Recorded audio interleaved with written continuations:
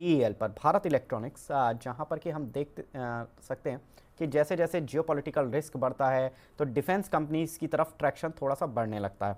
लेकिन हम इसको शुरुआत से लेते हैं कि जियोपॉलिटिकल रिस्क को भी देखेंगे, लेकिन अब चूंकि रिजल्ट्स का सीज़न भी शुरू हो रहा है, कंपनी के Q2 यानी कि जुलाई सितंबर के क्वार्टर के रिजल्ट्स थोड़े ही दिन में आ ही जाएंगे। उससे अच्छी उम्मीदें हैं। Q2 में आय 18% और मुनाफा 14% बढ़ने का अनुमान है। ये मोतीलाल ओसवाल के एस्टिमेट्स हैं। उनका मानना है कि Q3 Q4 भी स्ट्रांग रहेगा और Q on Q YOY दोनों में ही रिजल्ट्स में ग्रोथ देखने के लिए मिलेगी। तो ये एक अच्छे एस्टिमेट्स हैं जो कि मोतीलाल ओसवाल की तरफ से हैं। साथ ही अगर देखें तो Q1 में भी कंपनी के नतीजे अच्छे ही देखने के लिए मिले थे। अब चूंकि दुनिया भर में जियोपॉलिटिकल रिस्क बढ़ रहा है तो उससे डिफेंस कंपनीज को जनरली फायदा देखा जाता है, क्योंकि डिफेंस कंपनीज को तेजी से ऑर्डर मिलने लगते हैं। पूरी दुनिया डिफेंस पर ज़्यादा खर्च कर रही होती है और अब तो हमारी जो डिफेंस कंपनीज हैं वो एक्सपोर्ट ओरिएंटेड भी होने लगी हैं, नई नई टेक्नोलॉजीज पर वर्क कर रही हैं, तो उनकी तरफ ही ऑर्डर्स आने शुरू हो गए हैं। कंपनी की ऑर्डर बुक देखें तो करीब 76,700 करोड़ रुपए है। मैसिव ऑर्डर बुक है कंपनी की, और कंपनी अभी भी एक्सपेक्ट कर रही है कि 25,000 करोड़ रुपए इनको इस साल में ऑर्डर मिलेंगे और 25,000 करोड़ रुपए के ही ऑर्डर इनको नेक्स्ट ईयर भी मिल सकते हैं। साथ ही कंपनी एयर डिफेंस और रडार से जुड़े हुए ज़्यादातर ऑर्डर्स उठा रही है। तो यहाँ पर सबसे ज़्यादा फायदा जो होता है जब डिफेंस पर सब इन्वेस्टमेंट होता है तो इसमें सरकार का भी जो इन्वेस्टमेंट है वो इस साइड पर ज़्यादा देखने के लिए मिला है। साथ ही सुखोई में सुखोई जो विमान लड़ाकू विमान है उससे जुड़े हुए रडार सिस्टम के लिए भी करीब 5,000 करोड़ रुपए तक के ऑर्डर कंपनी को मिल सकते हैं। भारतीय रेलवे से भी कवच के लिए जो रेलवे के जो एक्सीडेंट बढ़ रहे थे उसके लिए जो कवच सिस्टम बनाने जा रहा था उस पर भी कंपनी को बड़े ऑर्डर संभव हैं। कंपनी डेट फ्री है और कंपनी के पास करीब 3900 करोड़ रुपए का कैश पड़ा हुआ है। अब कुछ कंपनी के फाइनेंशियल्स की बात करते हैं कि कंपनी के फाइनेंशियल्स क्या हैं, एक्सपेक्टेड फाइनेंशियल्स क्या हैं, उस पर एक बार नजर डाल लेते हैं। तो FY21 में कंपनी की जो रेवेन्यू था वो करीब 14,064 करोड़ रुपए था और नेट प्रॉफिट था 2,065 करोड़ रुपए। मैं 3 साल पहले की बात कर रहा हूँ।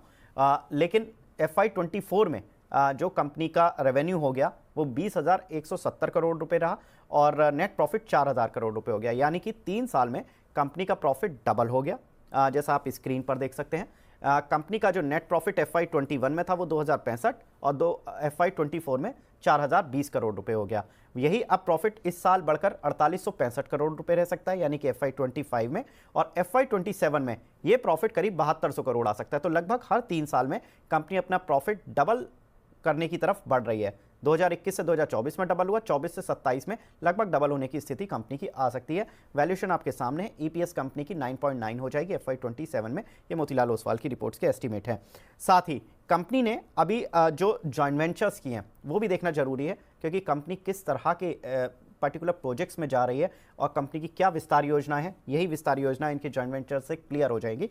कंपनी ने AWEIL के साथ एक करार किया जिसमें कि एयर डिफेंस गन्स ये बनाएंगी उनके साथ मिलकर। IAI ये एक इजराइल की कंपनी है जिसके साथ कंपनी वेपन सिस्टम बनाने जा रही है।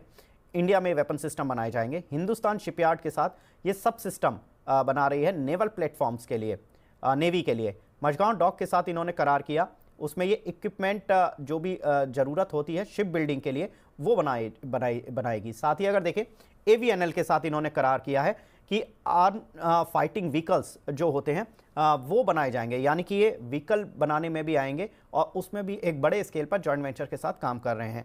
AAI दिल्ली के साथ इन्होंने एयर ट्रैफिक मैनेजमेंट पर भी काम करना शुरू कर दिया है और एग्रीकल्चर साइंस पर भी ये काम कर रहे हैं डिजिटल फार्मिंग के लिए। तो इतने सारे क्षेत्र में ये कंपनी काम कर रही है। अब देखना होगा कि इसकी जो रिसर्च हाउसेस की राय है। मोतीलाल ओसवाल के जो रिकमेंडेशन है वो तो इस पर बाय रिकमेंडेशन है, 360 रुपये के टारगेट्स हैं इस कंपनी के लिए। साथ ही प्रभुदास लीलाधर की भी जो रिसर्च रिपोर्ट थी उसमें उनके जो टारगेट हैं वो एक्यूमुलेट करने के हैं और टारगेट उनके 341 रुपये के हैं। रवि सर, ये जितना भी सब BEL पर बात की हमने, जियोपॉलिटिकल रिस्क बढ़ा हुआ है और जिस तरह से कंपनी ने अपनी एक्सपेंशन, ऑर्डर बुक, ये सारी चीज़ें पढ़ी हैं हमने, और ये लॉन्ग टर्म व्यू होता है क्योंकि जो भी रिसर्च हाउसेस की रिपोर्ट होती हैं आप जानते ही हैं सर, 1 साल 18 महीने इस तरह के व्यू देते हैं।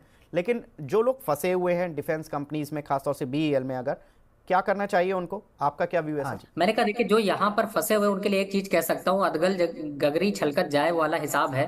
क्योंकि आप हवा में जब उड़ता रहता है तो आप उड़ता तीर पकड़ लेते हैं, फिर चुप जाता है, फिर उसके बाद हर जगह ढूंढते हैं। पहली बात में आपने बहुत बढ़िया रिपोर्ट दिखाई है और मैं ये कहता हूँ कि अगले 10-20 साल के लिए अगर किसी को निवेश करना है तो इस स्टॉक को भूलना नहीं चाहिए। नंबर 1। नंबर 2, आपने जो बात रिटर्न की अब उस पर आते हैं। एक साल में 101%, 3 साल में 307% और 5 साल में 700% रिटर्न देने वाली कौन सी कंपनी है, जरा मुझे बताइएगा। तो समझदार इंसान के लिए इशारा काफी है। अब क्या है, आदमी घुसा हुआ है मंथ के रिटर्न पे, जो कि अभी मंथ में अगर देखें तो 6.5% निगेटिव रिटर्न है, और 2 महीने में 3 महीने में देखते हैं तो 11% निगेटिव रिटर्न है। अरे भैया, जो चीज रॉकेट ऊपर पहुंच गया है वो थोड़ा तो नीचे आएगा। और अच्छी बात आपने ये कही है, देखिए इस समय इन सब कंपनीज में अगर आपको अपना भविष्य, आपने हमेशा स्टोरीज सुनी होगी ना कि विप्रो में किसी ने निवेश किया था, इन्फोसिस में किसी ने 2000 में 98 में निवेश किया, आज उनकी वैल्यू करोड़ों में है। ये भी वही स्टॉक है, बस आपके और हमारे समझ का फेर है। और 280 रुपए का तो आप कहीं भी बर्बाद कर देते हो। हाँ, कितना गिरेगा, बेस्ट लेवल क्या है, होल्ड करना है। सबसे बड़ी बात, ये सब स्टॉक्स में शॉर्ट टर्म स्ट्रेटजी अगर आप बना रहे हो तो आप प्लीज दूर रहो, या डिफेंस के पूरे काउंटर आपके लिए नहीं है। हाँ, लॉन्ग टर्म स्ट्रेटजी बना रहे हो, पहली चॉइस रखो। कितना जाएगा बीएल? बीएल 340 नहीं 380 भी जाएगा, लेकिन 255 250 का रेंज में खरीदना मत भूलो। अब जो फंडामेंटल नंबर्स हैं, विवेक जी ने इतना बता दिया कि मुझे कुछ बोलने की जरूरत नहीं है, मैं बस सिर्फ टारगेट ही दे सकता हूं। तो फिलहाल आपको यही कहूंगा कि एसआईपी स्टॉक, हमेशा पूछते हो एसआईपी स्टॉक कौन सा कौन सा कौन सा, ये भी वही एसआईपी स्टॉक है जैसा मैंने गेल दिया है, और ये आपको आपके पोर्टफोलियो पे वो रिटर्न देगा जो आपके बैंक की एफडी पे कभी रिटर्न मिलने वाले नहीं। लेकिन नजरिया 3 से 5 साल और 10 साल का ही रख के निवेश करिएगा। इंट्राडे ट्रेड कर रहे हैं मत करिए, तब आपके लिए शेयर नहीं है। लेकिन लॉन्ग टर्म पर